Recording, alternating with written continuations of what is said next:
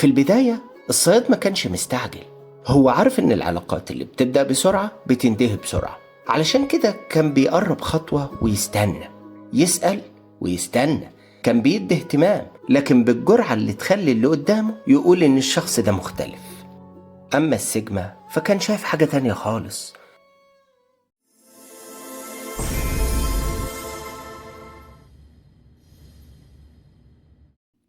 في بعض العلاقات بيبقى في شخص نرجسي متعود يقرأ الناس بسهولة، يعرف امتى يقرب وامتى يبعد وامتى يقول الكلمة اللي تفضل تلف في دماغك طول الليل. وفي أغلب المرات الأسلوب ده بينجح، لكن كل فترة كده بيقابل شخص واحد بس يكسر له كل القواعد اللي ماشي بيها. يعني لما النرجسي يغيب الشخص ده ما يجريش وراه، لما يرجع ما يلاقوهوش قاعد مستنيه، ولما يحاول يستفزه ما يغضبش، يحاول يشككه في نفسه ما يقدرش يهز ثقته. وكأن كل الأساليب اللي كانت بتنجح مع غيره بطلت تشتغل فجأة. وهنا السؤال مش مين الأقوى ولا مين الأذكى، السؤال الحقيقي هو إيه اللي يخلي إنسان يبقى صعب السيطرة عليه بالشكل ده. ولو هتقولي علشان هو سيجما فممكن تتفاجئ، لأن الحقيقة أعمق بكتير من مجرد اسم السيجما. بدون ذكر أسماء حقيقية تعالوا أحكي لكم قصة حب حصلت بين نرجسي وسيجما.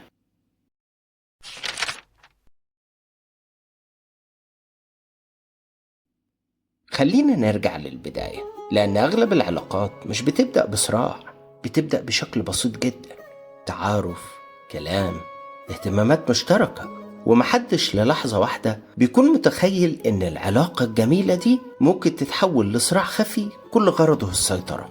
في البداية كان كل شيء طبيعي، الصياد كان لبق، بيعرف يقول الكلام المناسب ويعرف يخلي اللي قدامه يحس إنه شخص مميز. أما الطرف التاني فكان هادي، متزن، مهذب، لكن من غير مبالغة، ما كانش بيحاول يلفت الانتباه ولا يثبت إنه مختلف، كان بيتعامل بطبيعته. ودي كانت مجرد تفصيلة صغيرة، لكن مع الوقت هتكتشف إنها كانت أهم تفصيلة في القصة كلها.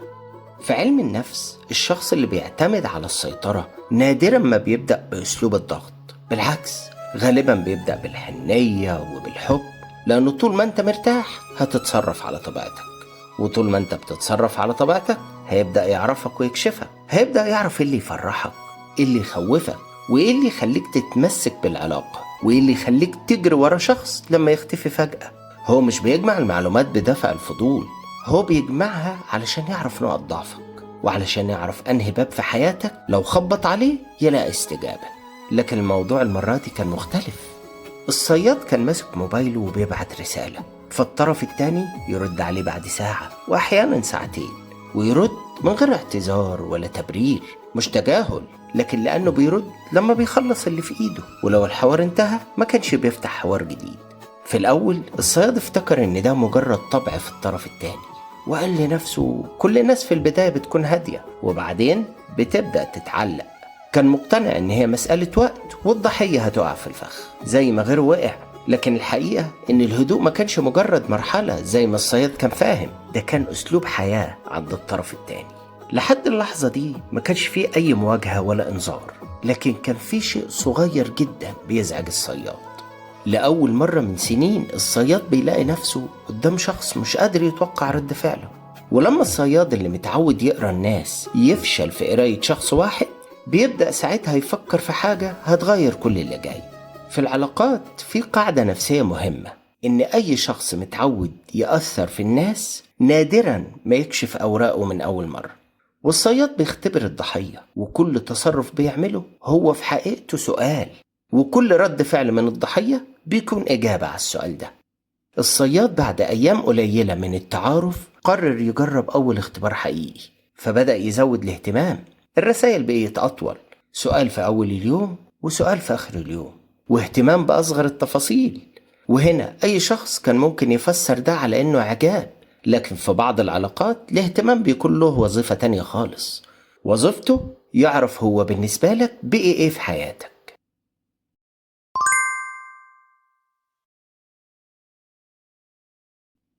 خليني أكمل لكم الحكاية. في البداية الصياد ما كانش مستعجل، هو عارف إن العلاقات اللي بتبدأ بسرعة بتنتهي بسرعة، علشان كده كان بيقرب خطوة ويستنى، يسأل ويستنى. كان بيدي اهتمام لكن بالجرعة اللي تخلي اللي قدامه يقول إن الشخص ده مختلف. أما السيجما فكان شايف حاجة تانية خالص. كل مرة يقعد مع الصياد يحس إنه قدامه نسخة قريبة منه، شخص واثق هادي حضوره قوي، وأول ما يدخل أي مكان الناس تلقائيا تبص له. بيعرف يتكلم ويعرف يسكت في الوقت المناسب، وكان عنده كاريزما تشبه الكاريزما اللي السيجما متعود يشوفها في نفسه. لكن كان في فرق صغير السيجما ما خدش باله منه. الصياد كان بيدي اهتمام بطريقة تخليك تحس ان انت اهم شخص في الدنيا عنده. اما السيجما فكان اهتمامه طبيعي بسيط وصادق، وده اللي خلاه يغلط لأول مرة. افتكر ان التشابه الخارجي معناه كمان تشابه داخلي، وقال لنفسه يمكن دي أول مرة أقابل حد بيفكر بنفس طريقتي. ومع الأيام الإحساس ده كبر جوه السيجما، وبدأ يحكي للصياد. بدأ يحكي له عن نفسه، عن طفولته، عن مشاكله وأزماته، عن فشله وخيباته، عن أسراره، عن الوحدة اللي عاشها سنين، وعن إحساسه إن عمره ما لقي حد يفهمه فعلا. وكان كل مرة يفتح قلبه يلاقي قدامه ابتسامة وكلمة تطمنه وجملة تخليه يحس إنه أخيرا لقى حد بيفهمه. لكن اللي السيجما ما كانش يعرفه إن كل كلمة كان بيقولها كانت بتتحفظ، مش علشان الصياد بيحبه أو مهتم بيه، لا خالص، لكن علشان يعرف إيه اللي يفرحه وإيه اللي يوجعه، إيه اللي يخليه يتمسك بالعلاقة لما تبدأ تتغير. وفي نفس الوقت كان السيجما مقتنع إن ربنا عوضه بعد سنين من العلاقات السطحية أخيرا للإنسان اللي هيبني معاه علاقة حقيقية. وكان شايف المستقبل بلون واحد، لون هادي مليان طمأنينة. لكن في نفس الوقت كان الصياد شايف نفس المستقبل بلون تاني خالص، لأن بالنسبة له المرحلة الأولى انتهت وجه وقت أول اختبار.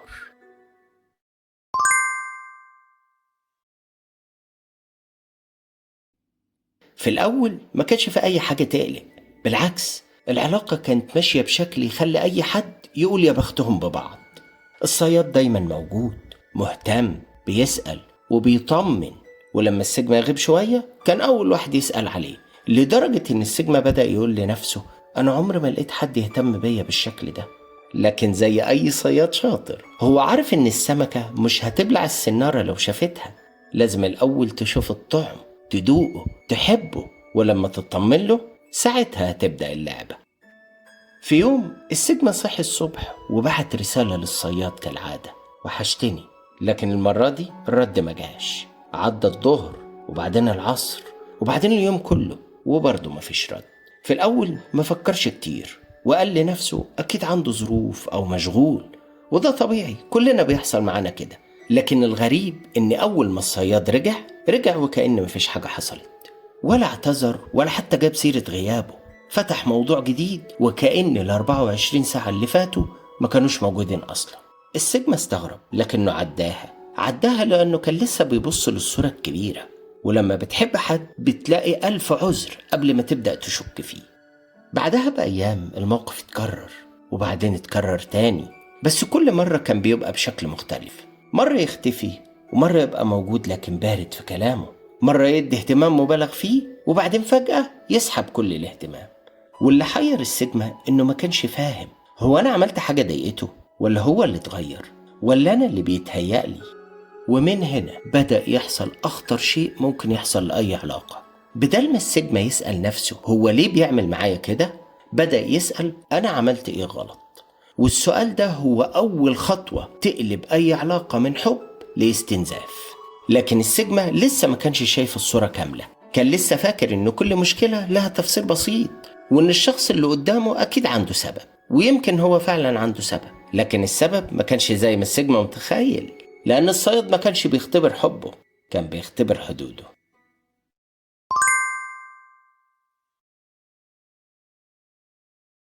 في الأول السيجما حاول يقنع نفسه إن اللي بيحصل ده مجرد سوء تفاهم، وقال أكيد مضغوط، يمكن الشغل واخد كل وقته، يمكن أنا اللي مكبر الموضوع.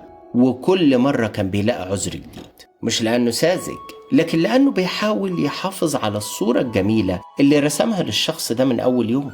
أما الصياد فكان بيبتسم لأنه شايف أول علامة نجاح في خطته. وهي إن السيجما بدأ يدافع عنه قدام نفسه. بعد كام يوم كانوا قاعدين بيتكلموا عادي، وفجأة الصياد قال للسيجما وهو بيضحك: انت حساس قوي. الجملة عدت وكأنها هزار، فالسيجما ضحك هو كمان. لكن وهو راجع البيت فضلت الجملة تلف في دماغه: هو أنا فعلا حساس؟ بعدها بأسبوع كانوا مختلفين على حاجة بسيطة، فالصياد قال له: انت دايما بتفهم كلامي غلط. المرة دي السيجما سكت، مش لأنه زعل، لكن لأنه بدأ يشك في نفسه. ومع كل موقف كان الصياد بيرمي كلمة ويستنى، مش علشان يسمع الرد، لكن علشان يشوف ايه اللي هيحصل بعد كده. لو اتوتر يبقى الضغط نجح، ولو اعتذر وبدأ يشك في نفسه يبقى الباب ده ينفع والصياد يكمل فيه. لكن لو دافع عن نفسه يبقى الباب ده يتقفل والصياد يشوف باب تاني يدخل منه. وكل فعل بالنسبة للصياد كان عبارة عن خريطة تعرفه الطريق اللي هيمشي فيه في رحلته مع الضحية. وفي الناحية التانية كان السيجما بدأ يتغير من غير ما يحس، بدأ يحاسب نفسه قبل ما يتكلم، ويراجع كل رسالة قبل ما يبعتها. ولما الطرف التاني معاملته تتغير، أول سؤال يسأله لنفسه: أنا عملت إيه؟ وده أخطر تحول في أي علاقة مؤذية، لأن الإنسان بدل ما يراقب اللي قدامه بدأ يراقب نفسه، وبدل ما يحاسب اللي بيأذيه بيحاسب نفسه هو. لكن كان في حاجة الصياد ما خدش باله منها. وسط كل الشكوك كان لسه في جزء جوه السيجما رافض يصدق، جزء صغير بيقول له في حاجة مش طبيعية، وكان الجزء ده هو اللي ممكن يغير القصة كلها.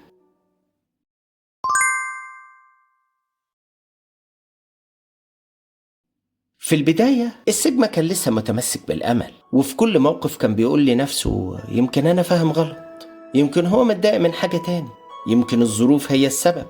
وكان في كل مرة يدي العلاقة فرصة جديدة. لكن الصياد ما كانش بيدي فرص، كان بياخد خطوات محسوبة. كل ما يلاقي السيجما بيسامح كان بيزود الجرعة شوية، كل ما يلاقيه بيتحمل كان يجرب أسلوب جديد. مرة يختفي يومين، ولما يرجع يتكلم عادي جدا كأن اللي حصل ده ما يستحقش أي اعتذار. ومرة تانية يبالغ في الاهتمام لدرجة إن السيجما كان يقول لنفسه: أنا ظلمته لما شكت فيه. لكن بعد يومين الصياد يرجع بارد أكتر من الأول. المشكلة ما كانتش في الغياب ولا في البرود، المشكلة إن السيجما بقى عايش على أمل إن الشخص اللي عرفه في أول العلاقة يرجع تاني، وكان كل مرة يقول لنفسه: هو أكيد لسه جواه حب ليا. وفي يوم حصل أول خلاف حقيقي بينهم، خلاف عادي جدا أي اتنين ممكن يختلفوا فيه. السيجما بيتكلم بهدوء وقال على اللي مضايقه، وكان مستني يسمع كلمة تطمنه، كلمة طيب خاطره تطبطب على قلبه. لكن اللي سمعه كان مختلف تماما. الصياد بصله وقال له بابتسامة باردة: انت معقد الأمور بزيادة، ومفيش حد هيستحملك بالطريقة دي.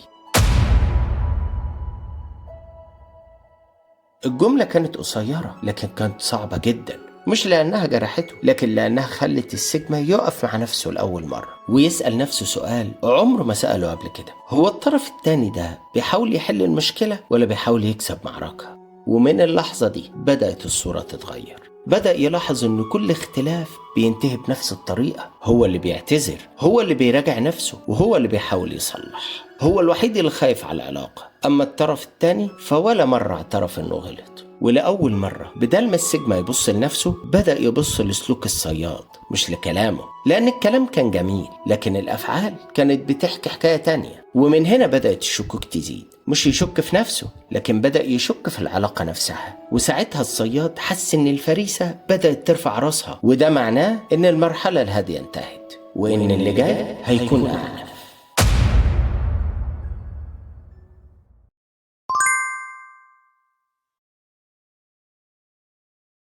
في ليلة كان السيجما قاعد لوحده، مش زعلان على قد ما كان مرهق، وحاسس انه بقى بيفكر في كل كلمة قبل ما يقولها، ويحسب كل تصرف قبل ما يعمله، ويخاف ان اي غلطة صغيرة تقلب يومه كله. وفجأة سأل نفسه سؤال مهم جدا: انا من امتى بقيت كده؟ وساعتها بدأ يرجع بذكرياته لأول مرة، افتكر أول رسالة، أول اهتمام، أول مرة لما حس إنه لقي الشخص اللي كان مستنيه طول عمره. وبعدين افتكر أول مرة اختفى، وأول مرة خلاه يشك في نفسه، وأول مرة لما خلاه يعتذر عن حاجة هو أصلا ما غلطش فيها. ولأول مرة بدل ما يبص لكل موقف لوحده بص للعلاقة كلها، والصورة بدأت تتجمع مع بعضها. وساعتها اكتشف ان كل مرة كان بيحاول يشرح مشاعره كان بيتقال له انت مكبر الموضوع، وكل مرة كان يطلب احترام كان بيتقال له انت حساس بزيادة، وكل مرة كان بيعترض كان بيطلع هو سبب المشكلة. وفجأة كل المواقف اللي كان شكلها عشوائي بقى لها معنى، والصورة اللي كانت باهتة تفاصيلها بانت. واكتشف حقيقة انه طول الوقت كان بيحاول يكسب علاقة، لكن الطرف التاني كان بيحاول يكسب معركة. وهنا حصل أول تغيير حقيقي. لأول مرة السيجما ما يسألش عليه ولا يبعت رسالة، ومش علشان يعاقبه ولا عشان يلفت انتباهه،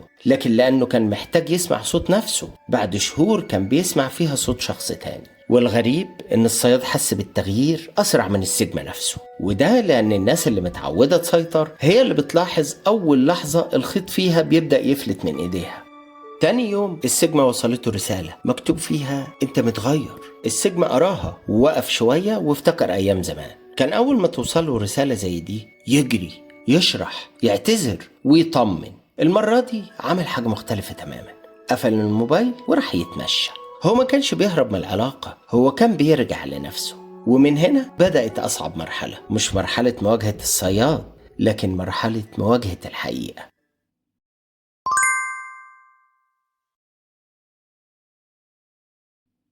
في البداية الصياد ما استغربش وقال لنفسه هيسكت يوم ويرجع، لأنه كان متعود إن كل اللي قبله كانوا بيرجعوا. حد بيرجع علشان يشرح، وحد بيرجع علشان يعتذر، وحد بيرجع علشان يعرفه هو زعلان ليه. لكن المرة دي اليوم عدى ومفيش حاجة حصلت، وبعدين يوم تاني، وبعدين أسبوع، ولا رسالة ولا مكالمة ولا حتى محاولة يفهم منها إيه اللي حصل.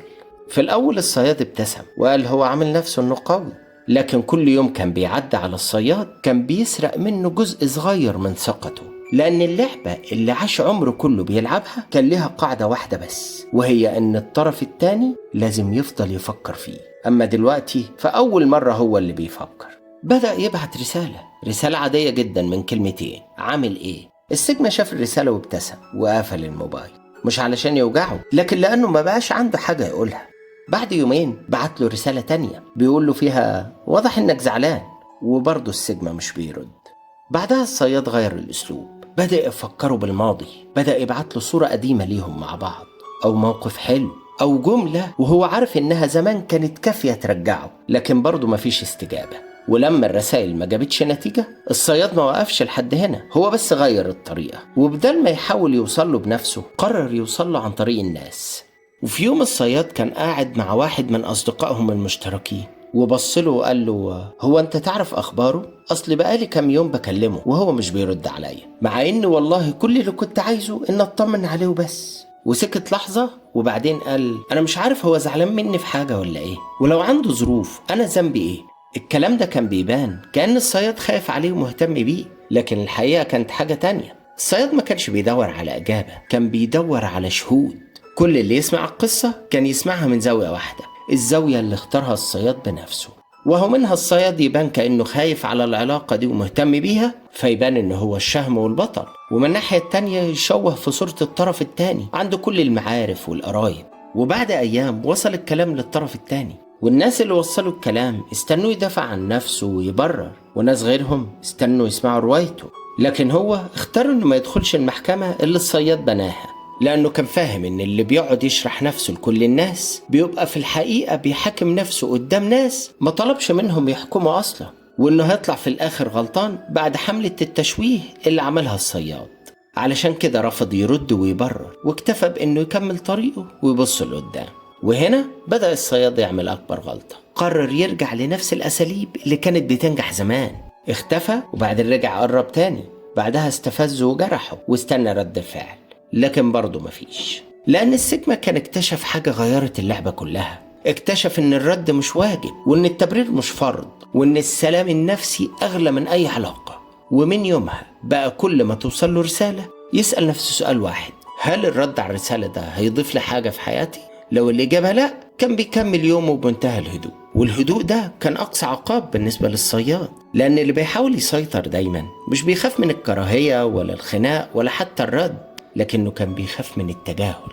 ومع مرور الوقت السيجما رجع لحياته، رجع لشغله، لأصحابه، لهواياته، بدأ يتمرن تاني، يقرأ، يتعلم، ويفتكر إن كان عنده حياة كاملة قبل ما يدخل العلاقة دي.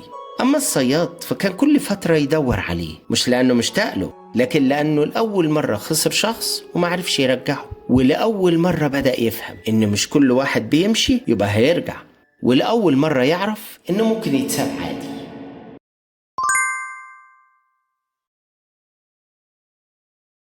مرت شهور والسيجما رجع يعيش حياته من جديد، مش لأنه نسي اللي حصل ولا لأنه ما توجعش، لكن لأنه فهم إن في فرق كبير بين إنك تتجرح وإنك تفضل عايش جوه الجرح.